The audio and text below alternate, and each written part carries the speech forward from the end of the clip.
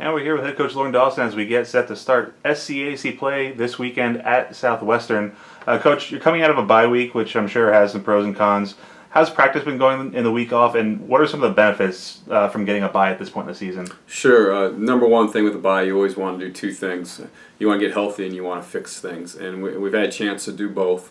After the SAGU game, we were obviously very disappointed with our performance in that. And we had a pretty good list of things that we felt we needed to fix before we even started thinking about an opponent. And we worked really hard last week and then on Monday this week working on fixing things before we even really started talking a ton about Southwestern. Now, you mentioned the SAGU game. Obviously, it was a little bit of a crazy game, weather delays, stuff like that, and 10 combined turnovers in that game.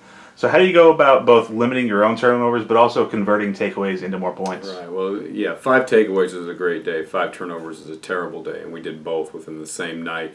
Offensively, we got to take better care of the ball. We got to make better decisions when we have the ball.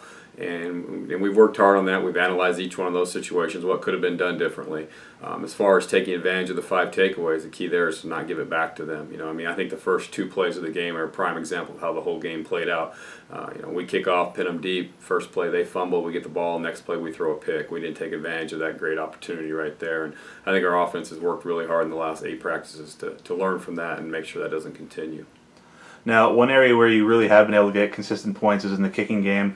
You started the season with an all-conference kicker in Javier Reynoso kind of banged up, but then Cesar Ruiz comes in and he doesn't miss a beat. He's 7 of 7 on field goals and leads the SCAC in scoring. So how big is it to be able to have that kind of reliability in that area? It's a great thing. I don't know if I've ever had before. Cesar's done a great job for us this year, not only on field goals, extra points he missed 1, but other than that he's been solid. His kickoffs have been, for the most part, really good for us. Now, Javi's all-conference last year has been banged up really until about the SAGU game. He was pretty healthy then. Now he's ready to go. So we really have 2 guys, and we'll probably use them both the rest of the year because they deserve to play. Now, looking ahead to this weekend, taking on Southwestern, and this year, as you mentioned to me, all 6 conference games are going to count towards the standings.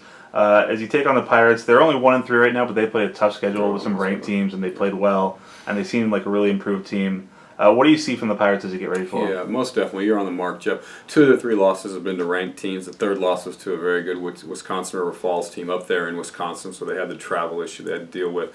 So their record does not reflect how good a football team they are. A lot of seniors. They have more seniors than anybody else in the conference playing for them. And you look at the SCAC stats, and they're both sides of the ball. They rank high. They got some very, very special personnel. Their 2 DNs are 2 very, very good players, the best pair of DNs I've ever seen. Offensively, they have a very good receiver. It's been their leading receiver for 4 years, and they made a switch at quarterback, or they're playing 2 quarterbacks, depending on which game you look at.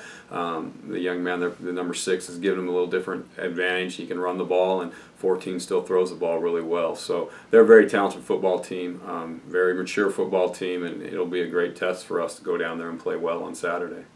Well, Coach Dawson, thank you very much, and good luck at Georgetown. Thank you, Jeff.